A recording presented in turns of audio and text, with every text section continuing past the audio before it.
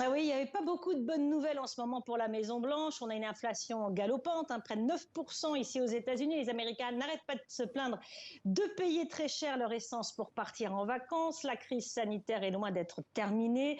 La société est très crispée, très divisée. Donc évidemment, regarder vers le ciel, c'est une aubaine formidable, une double aubaine. Même non seulement ça permet de réaffirmer le leadership américain, mais aussi de réaffirmer des partenariats avec le Canada, puisque ce télescope est un partenariat avec l'agence spatiale canadienne, qui a été longtemps, le Canada, le voisin américain négligé par l'administration Trump, et puis avec l'Europe, les voisins européens, les amis européens, dont les liens ont été resserrés avec la crise en Ukraine. Vous savez, cette diffusion de photos a été très minutieusement préparée avant de divulguer la première hier. Eh bien, Joe Biden avait cette photo sur son bureau pendant plusieurs jours. Ils ont discuté stratégie de communication et donc il y a ce feuilleton maintenant de photos divulguées.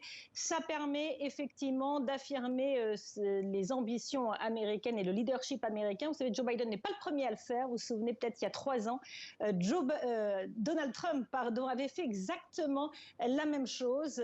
Il avait lancé sa force spatiale alors qu'il était en plein bras de fer avec la Chine, puis d'autres présidents l'ont fait aux États-Unis. C'est un petit peu une tactique de regarder vers le ciel pour réaffirmer un leadership. Voilà.